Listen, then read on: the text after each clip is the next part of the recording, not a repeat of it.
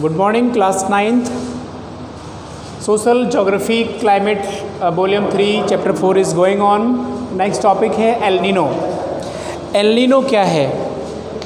देखिए, the change the pressure condition of the monsoon, this is El Nino. This prevent the monsoon, it means proper rainfall को, this is a characteristic of restrict the rainfall, है ना। ये एक होता है Nino ला, अभी पिछली बार बना था। ये कहना चाहिए 2 से एल नीनो की जो कंडीशंस हैं वो 2 to 5 ईयर में चेंजेस होती हैं। 2 से 5 साल में हर बार जो है चेंजेस होती हैं। तो हो सकता है इस बार एल नीनो प्रभावी हो, क्योंकि मानसून प्रॉपर नहीं है many of the place in India.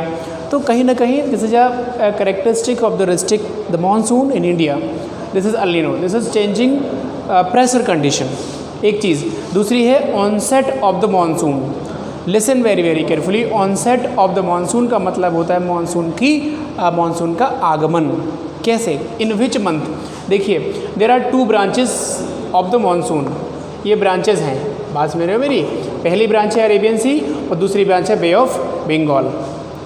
There are 2 branches of the monsoon. First is Arabian sea, second is bay of Bengal. तो first week of the June या कहना चाहिए फर्स्ट वीक ऑफ जून या early of the June monsoon reaches from Arabian sea. बात समझ में आ रही है? पहले सप्ताह में जून के अरेबियन सी की जो मानसून है, अरेबियन सी में जो मानसून क्रिएट होता है वो इंडिया में मोस्टली पेनिनसुला में आ जाता है। Mostly the part of Saurashtra, Kutch and central part of the India. Bharat के सेंट्रल पार्ट में भी अर्ली जून से या फिर कहना चाहिए कि first week of the June से monsoon the branch of the Arabian sea सक्रिय हो जाती है, एक्टिव हो जाती है। ठीक है। इसके बाद हमारा जो बे ऑफ बंगाल वाली ब्रांच है, bay of Bengal branch also active in the month of June and overall July. Entire country में मानसून आ जाते हैं और पूरे देश में प्रॉपर वर्षा होने लगती है द मंथ ऑफ जुलाई। दोनों ब्रांचेस बिकम एक्टिव, दोनों ब्रांचें एक्टिव होती हैं। हाई प्रेशर वहाँ होता है साउथर्न पार्ट ऑफ इंडिया में। Then high pressure create in the southern most part of India और इंडियन ओशियन, इधर branch of Arabian Sea and bay of Bengal. So high pressure to low pressure attract to high pressure wind, है ना। तो जो कम pressure की हवाएं, दबाव वाली हवाएं हैं, वो हाई प्रेशर वाले की को अट्रैक्ट करती हैं अपनी तरफ और वो वहाँ से मॉइस्चर लेके आते हैं और हिंदुस्तान की सरजमी पे वर्षा करते हैं। यही तो ऑनसेट ऑफ द मानसून है। This is starting from the mid और start early of the June to September. Overall early mid September to October, ये तो हो गया उसका जाने वाला। तो ये मिड जून में लगभग सौराष्ट्र और कच्छ और central part of the India में प्रॉपर बारिश करने लगते हैं। इसके बाद है ऑनसेट के बाद मानसून की वापसी, वतन वापसी, withdrawal of the monsoon in India. कैसे वतन वापस जाता है? देखिए, जब ये आया था, रीज़न क्या था कि यहाँ पे देखिए, यहाँ पे एच था। एच बोले तो हाई प्रेशर था यहाँ साउथर्न पार्ट ऑफ इंडिया में। ये वाली ब्रांच और ये है बे ऑफ बंगाल और ये है आपकी अरेबियन सी। अब ये इस तरफ को जाएगा, नॉर्दर्न पार्ट को, पेनिनसुला की तरफ जाएगा। पेनिनसुला हमारा ये होता है सेंटर और डेक्कन जो मिला के हमारा पेनिनसुला बनता है। आपको बताया था क्लास, अभी नहीं बताया, क्लास नहीं हो पाई है। 10th वालों को मालूम रहता है कि सेंट्रल हाईलैंड और जो डेक्कन प्लेट्यू मिलाकर बनता है पेनिनसुलर प्लेट्यू। और ये वाला जो होता है हमारा ऊपर वाला भाग होता है वो होता है नॉर्दर्न प्लेन, NP। ओके, ऊपर वाला जो सिर वाला पार्ट है वो NP मतलब नॉर्दर्न प्लेन होता है। Due to northern plain is very fertile for growing many type of the crops in India. Due to Indus, Ganga, Brahmaputra का एक रिवर सिस्टम अवेलेबल होता है, इसीलिए यहाँ की जो मिट्टी है, यहाँ की सॉइल है very fertile for this is alluvial soil. Okay, क्योंकि इंडस IGB रिवर सिस्टम होता है। IGB का मतलब होता है, हम बता चुके हैं शायद फर्स्ट चैप्टर में आपको, IGB है ना, this is Indus, Ganga and Brahmaputra का एक विशाल नदियों का तंत्र है या रिवर सिस्टम है। सो यहाँ की मिट्टी एलुवियल सॉइल बहुत फर्टाइल है ना, बांगर खादर होती है, मैंने बताया भी था। इसके बाद चलिए ऑनसेट मानसून में यहाँ पर जब आया था तो यहाँ पे हाई प्रेशर था और यहाँ पे लो प्रेशर था। प्लेन में लो प्रेशर था तो लो प्रेशर वाली हमारे हाई को अटैक करेंगी और मॉइस्चर लेके ऐसे ऐसे जाएंगी, जहाँ प्रेशर ऑफ विंड कम हो जाएगा वहीं पे मॉइस्चर छूट जाएगा, पानी बरसने लगेगा। ठीक सीधी सीधी बात है, बात समझ में आ गई होगी, सिंपल सी बात है। और जब रिट्रीट करता है, जब जाता है तो यहाँ पे नॉर्दर्न प्लेन में हाई प्रेशर बनने लगता है, नॉर्दर्न में और पेनिनसुला में, है ना, सेंट्रल हाईलैंड और डेक्कन में और नॉर्दर्न प्लेन में, यानी पूरे ओवरऑल पूरे देश में जब यहाँ पे हाई प्रेशर होता है तो फिर ये अपने वतन वापसी की तरफ रुख कर लेती है। दिस इज ऑनसेट, ये वो मानसून विड्रॉल महीना होता है सितंबर टू अक्टूबर। तो कह रहा है completely half of the peninsula, सितंबर अक्टूबर तक complete of the half of the peninsula, आधे पेनिनसुला से, जो पेनिनसुलर प्लेट्यू है मतलब सेंट्रल हाईलैंड और डेक्कन को मिला के जो पार्ट बना है, केवल सिर छोड़ा है, मतलब नॉर्दर्न प्लेन छोड़ा है, उसके आधे भाग से मानसून सितंबर अक्टूबर तक वापस चला जाता है। ठीक है, अब देखो भाई अर्ली दिसंबर, लास्ट ओवरऑल दिसंबर। अब कोस्ट लाइन की बात करते हैं। कभी कभी हमने देखा है कि जब जाड़ों में यहाँ खूब सर्दी होती है प्लेन एरिया में, तो वहाँ पे हैवी रेनफॉल होती है due to when monsoon withdrawal, है ना, the month of December, November and December. Overall वो कह रहे हैं कि नवंबर और दिसंबर में और early of the December monsoon पूरी तरीके से withdrawal rest of the country, बचे हुए आधे पेनिनसुला से पहले चला गया था और बाकी बचा जो पेनिनसुलर प्लेट्यू से या पूरे नॉर्दर्न प्लेन से, मोस्टली पूरे भारत से यहाँ से मानसून की वतन वापसी हो जाती है। इसी को कहते हैं withdrawal of the monsoon, monsoon की घर वापसी। इसके बाद देख लो सीजन्स, सीजन्स में लिखा हुआ है देयर आर 4 मेन सीजन्स। कौन कौन होती? 4 मेन सीजन्स। शुरू कहाँ से करेंगे? कोल्ड, देखिए hot, month of summer, cold और एडवांसिंग और retreating. We completed advancing and retreating. Advancing का मतलब वही है ऑनसेट, एडवांसिंग मतलब आना या ऑनसेट आगमन, और रिट्रीट मतलब जाना, विड्रॉल। ठीक है, तो हॉट सीज़न में हम लोग देखेंगे क्या क्या देखेंगे। 4 मेन सीजन्स हो गई आपकी। सबसे पहले हो गई आपकी winter. December and January are the coldest month in the northern part of India.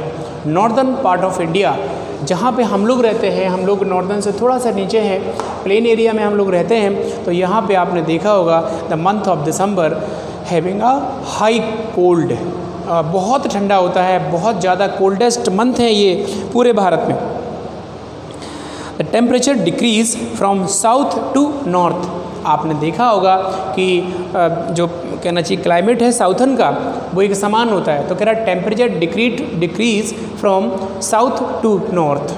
South में समुद्री क्षेत्रों से जो तापमान है या जो टेम्परेचर है वो डिक्रीज़ होता चला जाता है।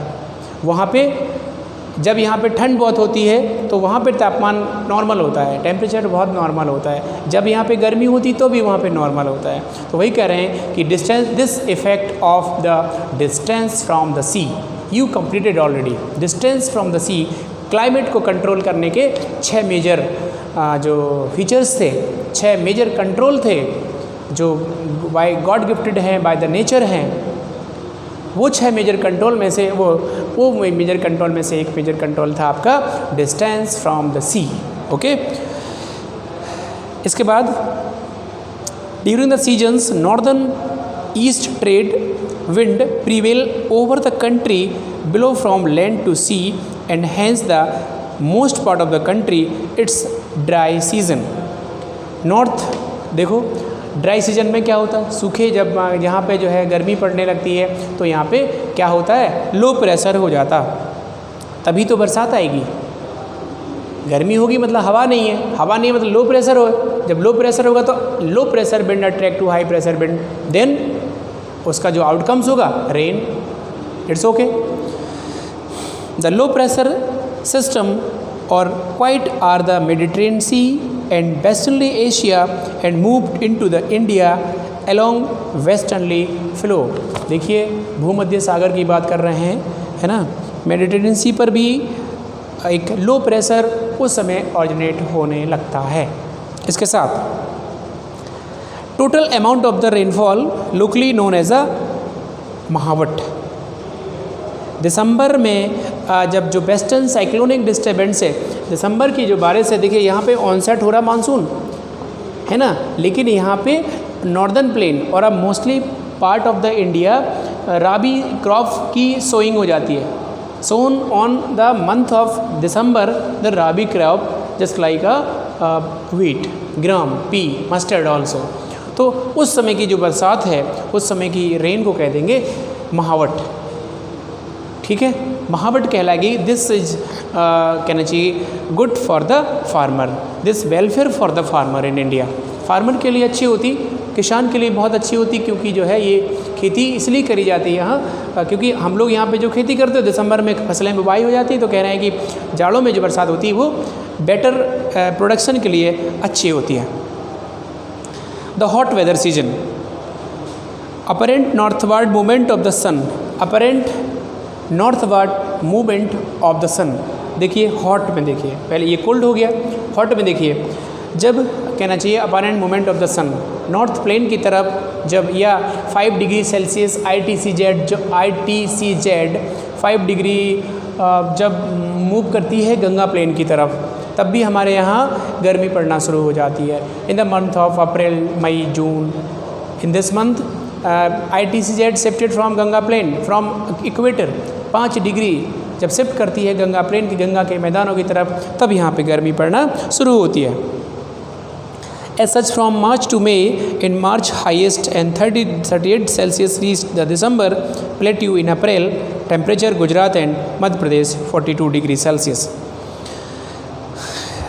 इसके बाद जो है तो टेम्परेचर आपने देखा कि जब हाई प्रेशर, ओवरऑल देख लीजिए, जहाँ पर हाई प्रेशर होगा वहाँ पे बारिश नहीं होगी, जहाँ पे लो प्रेशर होगा मतलब टेम्परेचर नीचे होगा। जब लो प्रेशर होगा तो वहाँ पे कहीं ना कहीं वो लो प्रेशर अटैक करेंगे और रेन का कारण बनेंगे। तो ये आपने सीजन से देखे। हॉट के बाद आप देख रहे हैं, देखिए अगला नॉर्दर्न वेस्ट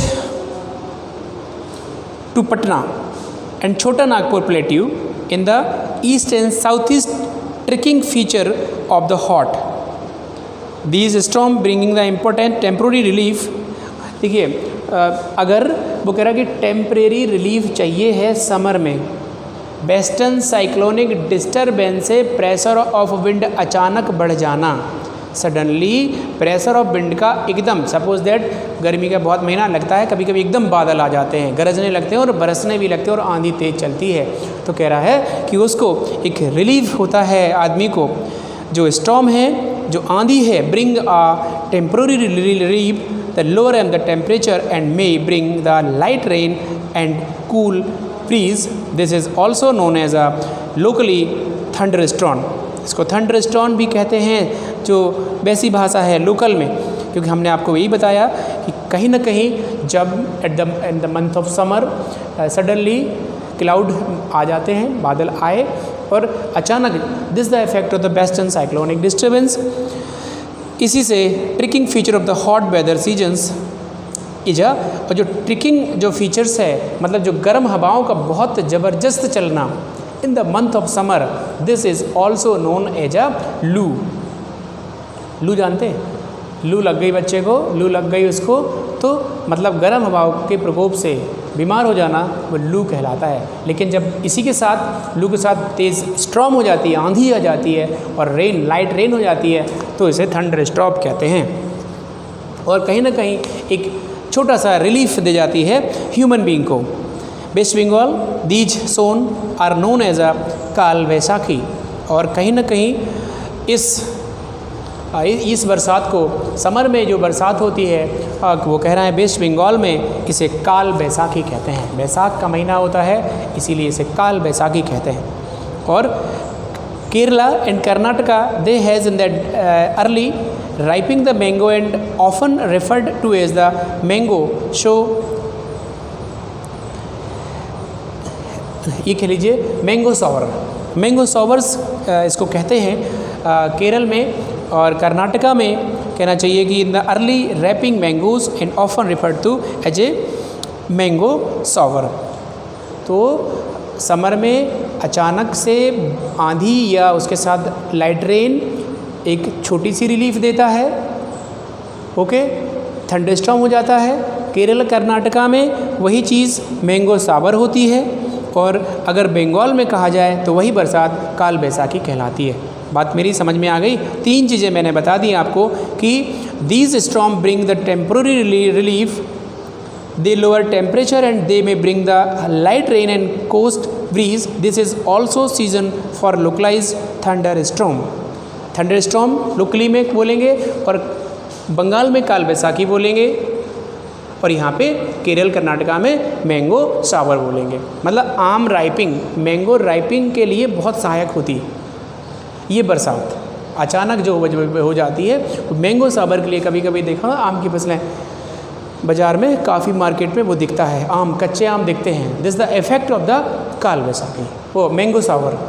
मैंगो को पकाने की बारिश हुई, लेकिन वो मैंगो जो पके नहीं थे वो कच्चे नीचे गिर गए। तो ये कहीं ना कहीं बहुत किसान उस कहना चाहिए मैंगो की जो खेती करते हैं उनके लिए अच्छे नहीं होते, लेकिन फिर भी मैंगो राइपिंग के लिए फसल, ये जो रेन है वो एक अच्छी मानी जाती है। ओके गाइस, वॉल्यूम 3 का जो सोशल का जो ज्योग्राफी का था अपना जो चल रहा है क्लाइमेट का चैप्टर, उसका वॉल्यूम 4 है, और इसके साथ नोट्स भी दे रहे हैं, क्वेश्चन आंसर भी आप करते रहिए। और हाँ, विद इन 2 डेज़ आप समर असाइनमेंट भेजिए। समर असाइनमेंट नहीं, ये जो असाइनमेंट में जो वर्क दे रहे हैं हम आपको, जो क्वेश्चन आंसर दे रहे हैं, नोट्स दे रहे हैं, वो 2 दिन के अंदर विद इन 2 डेज़ आप वर्क चेक नहीं करा रहे हैं क्लास 9th। तो दिस इज अ कंप्लेन है आपकी कि आप वर्क, बहुत कम बच्चे वर्क चेक करा रहे हैं। तो please check your work immediate within 2 days. ये है मैंडेटरी सबके लिए class 9th। Okay, thank you.